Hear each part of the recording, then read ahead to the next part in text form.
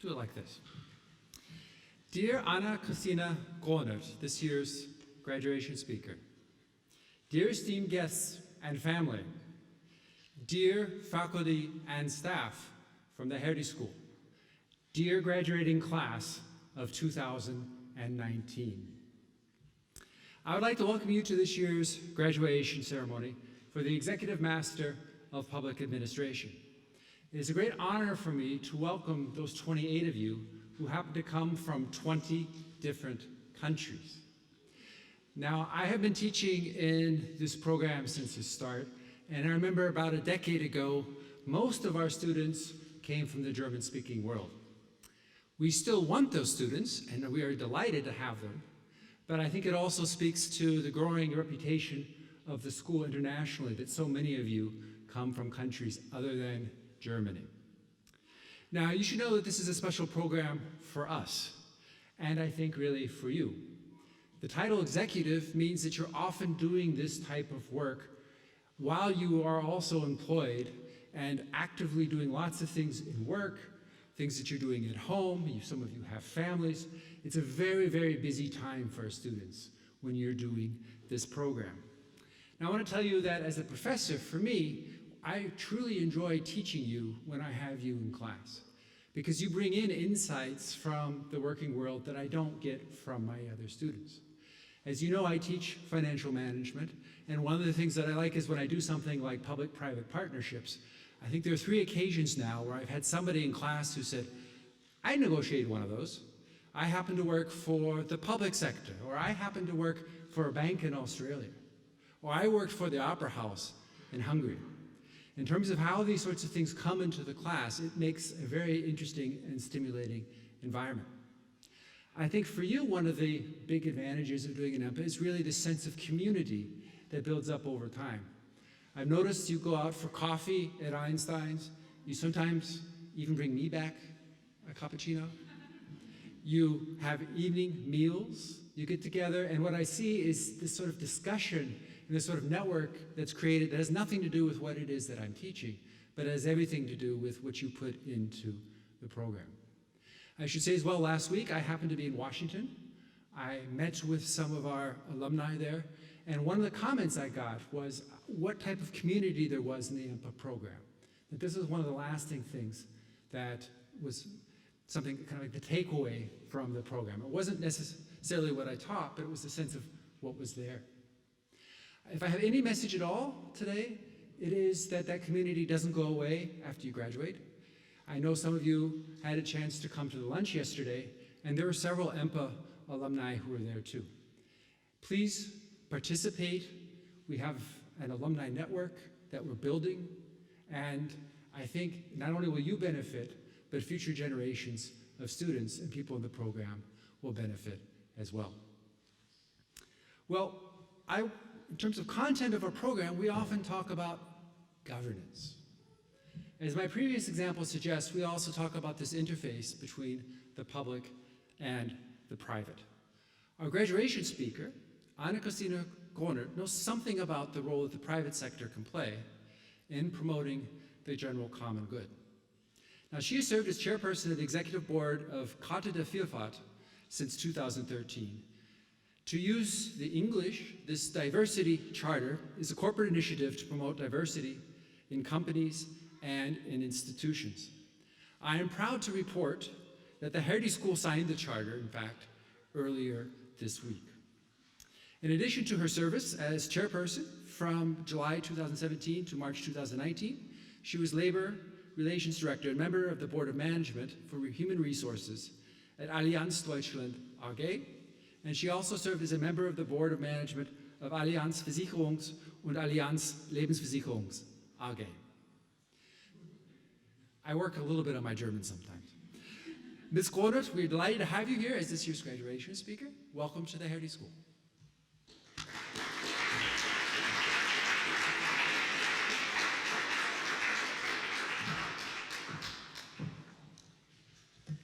Yeah, thank you, Mark, for this warm welcome and this precise description of my job description. So you could go back 27 years. But I'm very delighted to have this opportunity to give this very important speech on your most important day. I would say it sounded a little bit like wedding or something else with the wonderful music just marching in here. And so I really feel very good to stand here and being able to give this speech. In general, of course, because you just said you signed the Charter of Diversity last week, but in general, of course, because Hertie's determination for something very important, it's the common good. And you serve this common good by preparing these wonderful students for being responsible leaders in the future. And just taking them on their journey from everything what you have learned before, adding up with additional knowledge, and then sending them off to be responsible leader. And of course, I'm very glad that Hertie School is publishing already in their public comment that diversity and inclusion is a critical factor for achieving sustainability and sustaining excellence. And this excellence you achieved during your hard work at Hertie School, and we will confirm that today. You have been working very hard, and I think this excellence is very important for your career, and not only for your career, but also for global society. So reading your topics of your theses, I really feel like your dedication is coming out of every sentence for this dedication for the common good and for the global society. And that feels like reading it, you get optimistic for not only your future career, but also for the world you will serve when you take over responsibility. Yet, I have to talk also about all the challenges we have in the world and we are facing. As countries and nations are growing together in a global world, so the respective problems do. Many of our problems can be handled on the country level, but there are fundamental problems that do not know borders. Our carbon emissions don't need a visa to travel, neither does plastic in the ocean. Problems of that kind are fundamental, and we often don't know the answers yet. We often do not address them in a proper way, and we see even a lot of people denying the facts that they are existing. So, but we all have to stand up, and that's why I'm very glad to be able to give this speech and be responsible leaders, because those borderless problems need borderless solutions. It sounds obvious, you're saying, but while there is a world population, there's nothing like a world government, and you just stated governance. But there is not even a group of world leaders showing that they can come together and work together for the common good. But leadership matters. A different kind that we are seeing in the daily news right now. We need a new kind of leadership. A better one should be the role model for the people who are asking for leadership and they want to follow. Solving borderless problems requires bringing government and administration from all over the world together, not departing or excluding groups from the decision-making process. It's also obvious that different countries, but also regions, groups, industry, and religions are different. Any segmentation of the world you're seeing are having different interests. And that makes the world so complex and the role of moderation so very, very important. Let's even go one step further. The process of individualization opens up the opportunity for every person to do whatever they like, which is a good thing. but it comes with a price. This variety of lifestyles, interests individuals have to be managed in the decision-making process. That makes it even more complicated. The ways and means of the past do not work for the future anymore. That's why we're looking for a new kind of leadership, responsible leadership that think global and inclusive. People don't want to be treated as a homogeneous crowd, where one size fits all. People want to decide on their own as much as they can. People want transparency and more participation. So if you sum that up by the world population, sum it up by far more than 7 billion, that makes it very, very difficult to be a good leader in any kind of context.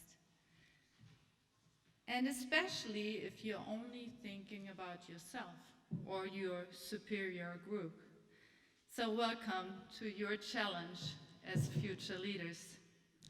A quick note from my personal experience as being a leader in a DAX company in professional services and having the opportunity to chair the Charter of Diversity. I have seen companies struggling in the financial crisis and afterwards. I have seen companies looking for fast changes within long existing cultures and structures. I have seen a lot of people being overwhelmed by this complexity. Some are just irritated, others grow angry out of helplessness, and some get really afraid. And it's deeply human if changes and problems are arriving that the person thinks of what does it matter to me and myself. And it's even more human, it's a pattern of nature than if they get afraid, there's one reaction, flee or fight. But we cannot flee the planet. I would say not yet. And as a human race, there's no one else to fight than each other, your brothers and your sisters. And I think all of us standing here don't want this. But there are some politicians that love exactly this idea. They embrace negative emotion, it's their fuel, and they love to pour oil on the fire and stir up negative emotions and fear. They want people to fight each other since their concept is divide and rule. Their way of handling complexity is to create a desire for quick and simple solutions, which in turn makes them look as great leaders because they take actions. But this kind of leadership prevents real and sustainable solutions to problems, especially since the kind of simplicity these people promote does not even identify or analyze problems at their core. The core aspect of migration, for example, is not that the people are coming to other countries to survive, but they leave countries because they can't survive. So building walls and looking away, building up borders, it's only heating up the problem and the emotions. So it's getting worse, and it's very, very important that we stand up, be responsible leaders, and help solving those problems. You will always stop thinking too early if you go on actions and find the simple solution. Simplicity only works for simple problems.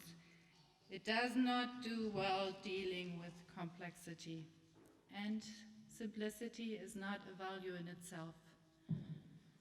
To solve problems of global dimensions, we need more and different expertise. And while simplicity is not a value in itself, transparency is. And this is what you learn. Transparency gives the opportunity to people to raise questions, make up their minds, and contribute ideas. It sounds paradox. Transparency helps reducing complexity by adding additional ideas and perspectives. A joint and deep analysis Knowing the real problem at the core is the first step to find solutions. And there are always solutions. So what I want to tell you is, regarding all the existing challenges and problems, we do have a choice. First of all, we decide whether we look to the problem, take the challenge, or turn our heads away. Often this is a matter of perspective. It's like, am I capable to add something for the solution? But there is an even more important question, and this is a matter of attitude, is, do I feel responsible? So you all decided for this education that gives a special emphasis on that aspect. An education that's meant to make you leaders in building bridges between government, administrations, NGOs, and private business, just to name some. From my perspective, working in the business environment, I can tell you that the business is having a heavily discussion about their public purpose and how they can serve the public.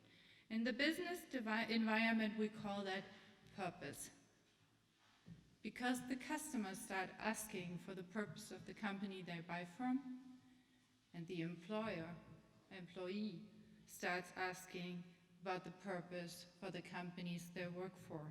Many of your generation, and I've seen the youngest generation here as well, and a lot of us as well, are driven by the idea that there has to be something more than making money. That success is not success when it comes to the cost of others. That progress is not progress if people are left behind. And this effectiveness is more important than efficiency, and even more important, sustainability is more worthy than short-term thinking. It is a good thing that companies think about their common good, but there is a limit to that kind of principle, because there is another very important institution being responsible for that, and there is the public administration. And this administration needs experts. It needs people that combine professional knowledge with a deep understanding of their purpose to make people's life better. EMPA has this special kind of purpose at its core. Already by choosing this education, you decided to take over responsibility and be a responsible leader. So I would have loved to read all your theses, and I picked out one, and I still feel a little bit bad. That's only one. So Nina, I'm so seeing you. You chose the work on the question, does AI have a skill bias? So knowing my background from the Charter of Diversity, I would be very delighted to have the opportunity to read this, because it's so important, if we talk about the individual, that we overcome our stereotypes and don't feed the bias that are existing in the machines to make them even more efficient. And of course, I would be delighted to invite you to any call of all the people I talk to. So I'm very sorry that I'm not able to take the deep dive into all of the theses. And I'm impressed by the range, as you might expect me to say, by the diversity. Because diversity is so important for business and for our society. And there is a lot of misunderstandings about diversity. One, it's something like a charity, and we have just heard it's a critical factor for affecting and sustaining becoming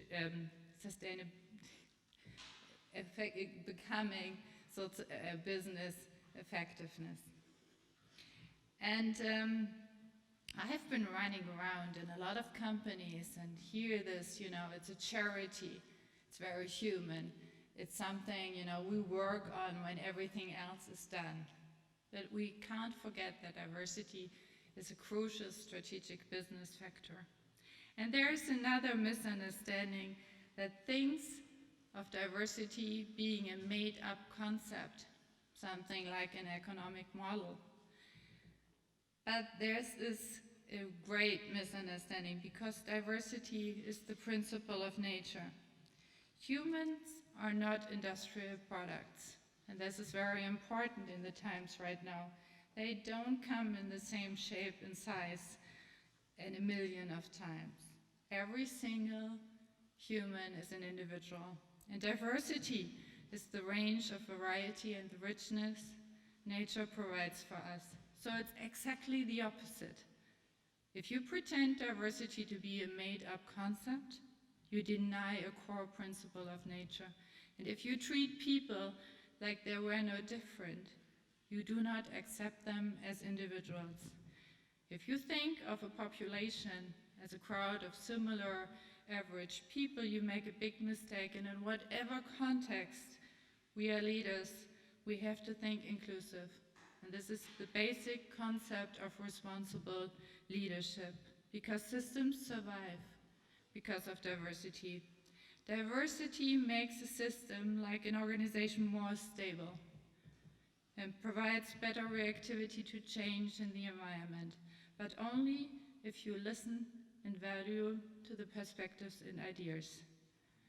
And it's not a defensive concept. It is an active principle. It aims for growth, and it is a catalyzer for progress. So if you're able to leverage the creativity of a whole system, diversity triggers innovation. And this is what we need right now. As a company, we need new products. Every single day, a customer asks for new solutions. But what's more important, it's all about social innovation, since we need to improve on the level of organizations and on the level of society. So to be clear, there are threats to the systems, to our democracy. Symbolism and simplicity, fail to address complexity. Even more drastic, some people think in terms of purity. They think they have superior knowledge, and they like mind likeness. They love the echo chamber for their confirmation bias. Like-mindedness is a nice thing, but not at the starting point. It's something you see at the results to have a common goal. And this is, by the way, also a reason why demagogues don't like parliaments and legal procedures, because they ensure participation. So, today it's all about you, and you being the future responsible leaders. As I said, I'm optimistic, not only because you received this high-level education, but you brought a lot with you, and you will bring a lot to the society.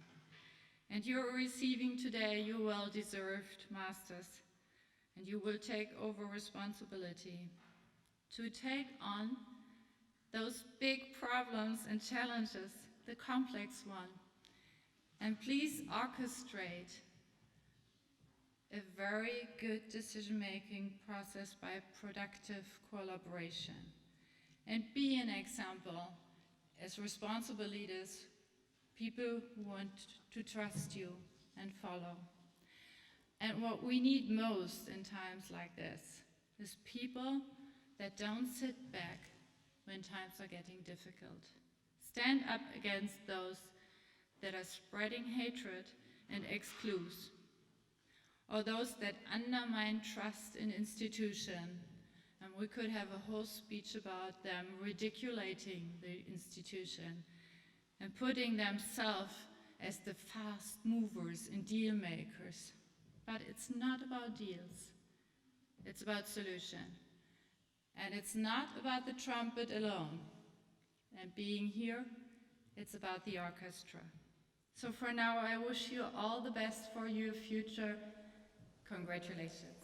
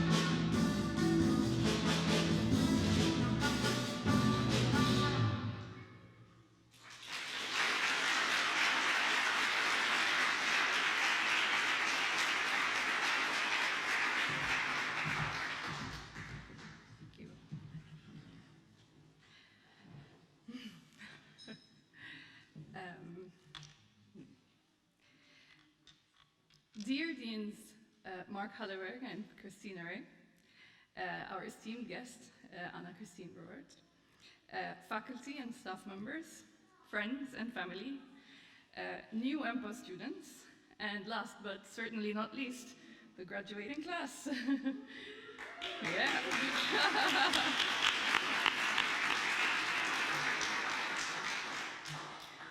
We are very honored to represent the graduates of 2019.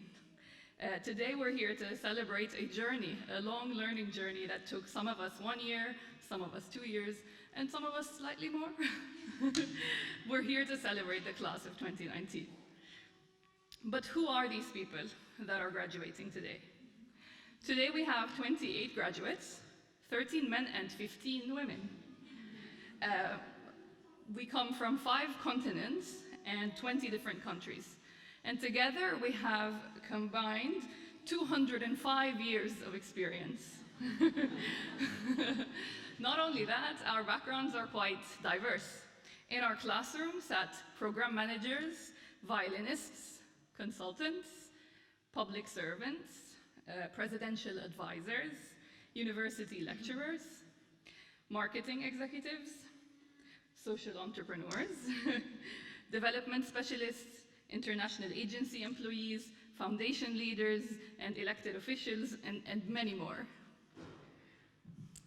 In our Hertie experience, we spent 43 days together in more than 400 hours of classes. Each of us did at least 5,000 pages of readings, and our professors had to read 1.3 million words we wrote in our essays and theses. Conservatively estimated, we probably spent about 2,000 euros at the Italian pasta place just around the corner, and even more at Zappa. 450 liters of watered coffee helped us through the day, and it took more than 400 flights to make it to class in Berlin. So sorry Earth, and grateful for that. But these statistics don't tell the full story. Hertie experience was more than just those numbers. Somewhere in between those early morning flights, busy days and deadlines, something magical happened. And we tried to sum up this experience in true millennial fashions with a series of hashtags. So, hashtag, there's no one truth. To quote one fellow graduate, the world is hellish complex. And everyone has a perspective that can help solve social problems and address policy issues. We learned that there is no one truth, and that the best strategy to find your own truth is to always wonder why. Hashtag, who am I? Understanding the challenge of today starts with knowing ourselves better. The MPA program challenged us to leave our comfort zones in vivid discussions, futuristic games, and conflicting goals. We probably leave the program with more questions asked than answers found, but with healthy self-confidence to find and create those answers in the future. Hashtag InstaFame. Some of our most memorable moments happened outside of the classroom. One particular class had a large effect on the Instagram following of one particularly interesting Paris-based Instagrammer. I think it's a good thing that we had this Instagram because it kept us busy and entertained while we waited patiently for our grades. Hashtag superstar classmates. If you're ever confused about a deadline, just ask Jalen. If you want to throw shade on consultants, point at Moritz. If you fancy a coffee at Einstein, Umal is your goal to go. If you want to learn why or why not to attend MIT or Harvard, find Mansoor. And if you want to geek about trains, Charlie is your person. If you ever feel frustrated, just reach out to the WhatsApp vending team. No, jokes aside, the community and diverse cohort of our class is the biggest treasure of this degree. It sometimes felt like there are 25 professors in class, not only 2. Hashtag discussions. Our classes were lively, to say the least. Topics like nudging, Brexit, the garbage can model, triggered many passionate responses that sometimes made even our most experienced professors at a loss at how to rein us in. We hope we will remember fondly most of our discussions, even the ones that caused an eye roll or two. Hashtag governance is not government. On our very first day at Hertie School, we learned it's about governance. We understood the difference between governance and government, but little did we know that we're about to experience ourselves what this means. Government alone cannot address the complex issues we face today. But what this program did is it put together people and professionals from all different kinds of backgrounds in one room and offered them a platform to learn from and inspire each other. Judging by the discussions, debates, and many aha moments we had, we now truly understand that only by working together and reaching out across the aisle, we can find those innovative solutions. This is why governance, not government, matters and is the key. And what truly matters is collective action. Hashtag privilege. No one can deny that the people in this room are all very privileged one way or another. Which is why one of the most memorable experiences that many students shared was the inequality game that we played in the leadership and action class. Privilege breeds privilege, and inequality is persistent.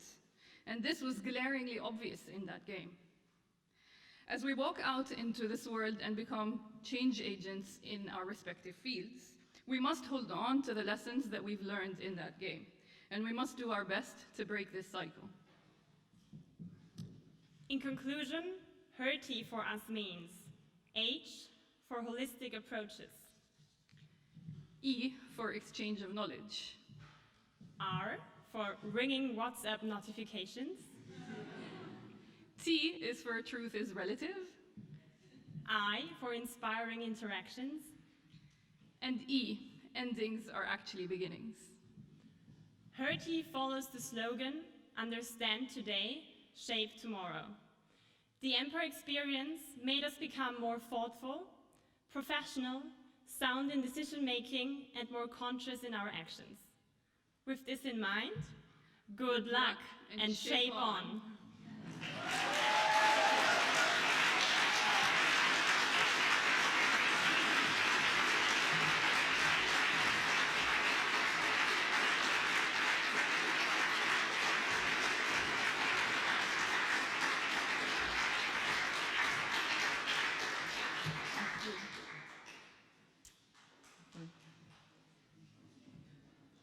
Thank you so much for a truly wonderful and inspiring speech. Thank you, student speakers. And welcome, and everyone, Mrs. Gronert, colleagues, guests, families, and MPA Graduates 2019. I am now standing between you and the stage, between you and your diploma, and between you as MPA students and you as an MPA graduate. You've all done this before at least once in your lives, right? You all came to us with many achievements already, right? Many achievements to celebrate even before you joined our Executive Master of Public Administration. You all studied previously. You all had successful careers before you came to us. You all engaged extensively publicly, and last but not least, many of you came with or having families, some of whom are here. But you chose to come back to school, to not be satisfied with your career only, to embark on the path of lifelong learning that so many people talk about, that you really lived. And that's to challenge yourselves, to probably challenge your families, to challenge your employers occasionally, to challenge us occasionally. And in doing so, you not only balanced work and life, we talk a lot about work-life balance, and I know this is a topic at the heart of at least one of your graduates, but many of you balanced work, life, and family and study balance, and you did so successfully and across very many fields.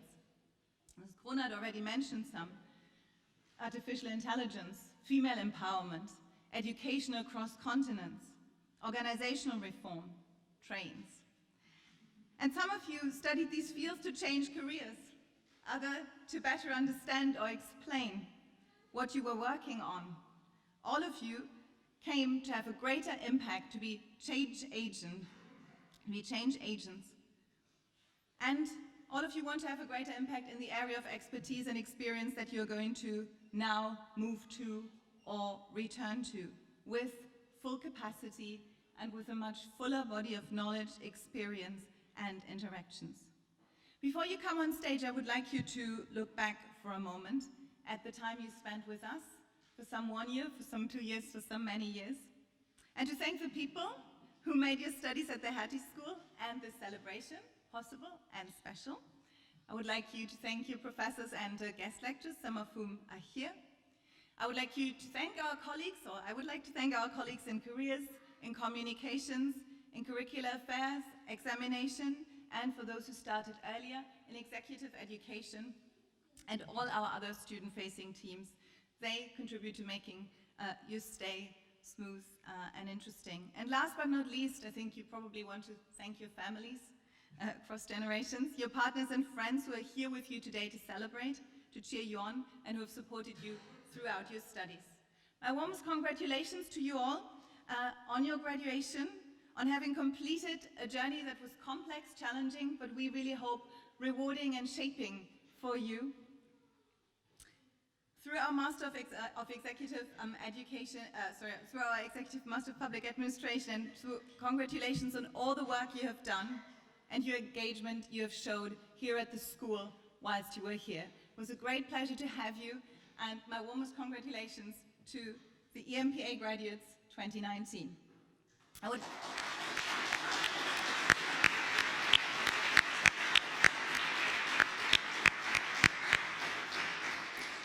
In that spirit, I would like to ask my fellow Dean Mark Hallerberg back on stage.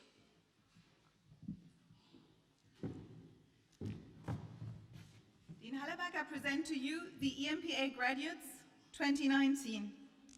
And I would like to start with the first graduate of this afternoon, Astrid Breu.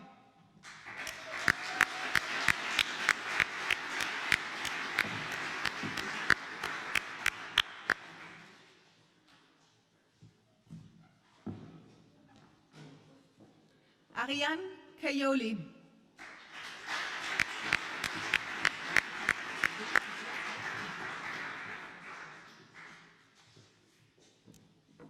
Zhao Zhao Chen.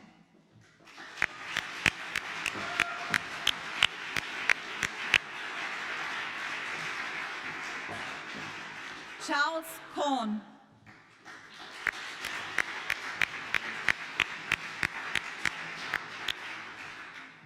Sabina Chanova.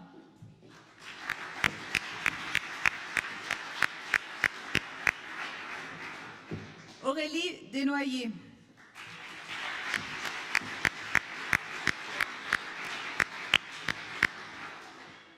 Jaylan El Shazli.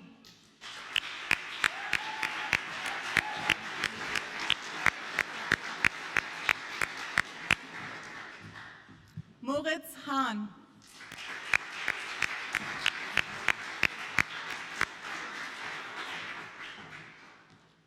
Mensur Haliti.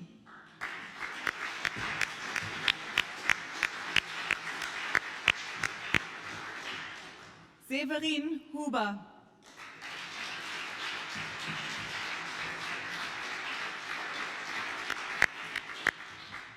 Toni Katz-Düberke.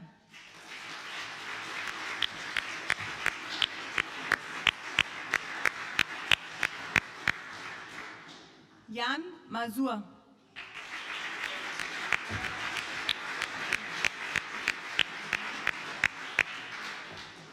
Markus Müller.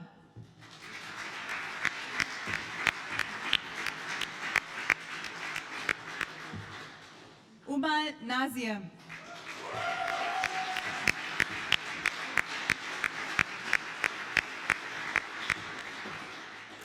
Sandy Kimbaya.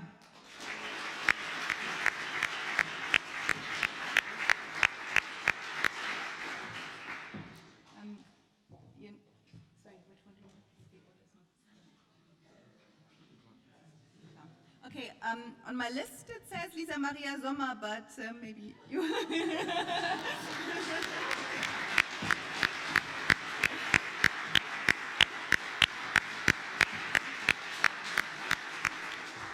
Now it's your turn. Joachim Sprenger.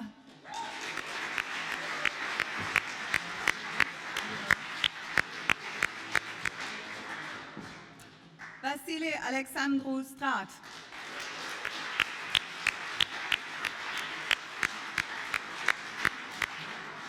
Nina Thelen.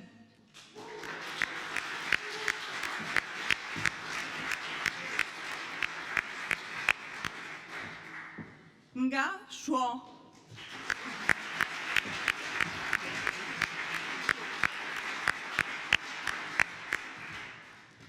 Tamara Zulaiskiri.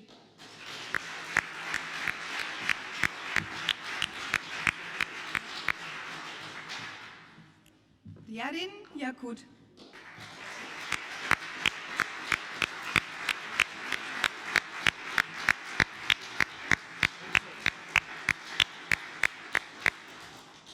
Congratulations everyone and happy celebrations before we close. And over to Mark. Well, I just have a word of conclusion to say congratulations. We've really enjoyed having you. But there's one final thing you still have to do. You have to go to the Q Club and see everybody else and continue the celebration there. So thank you so much. I would like you now please to come up to the front for pictures. And one last time, let's give congratulations to the graduating class of 2019.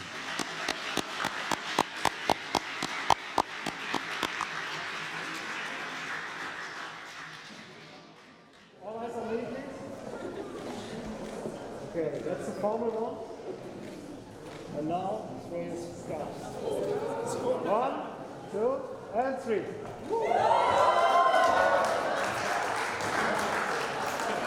Okay, perfect. Thank you very much. One more shot outside. One more? One more outside.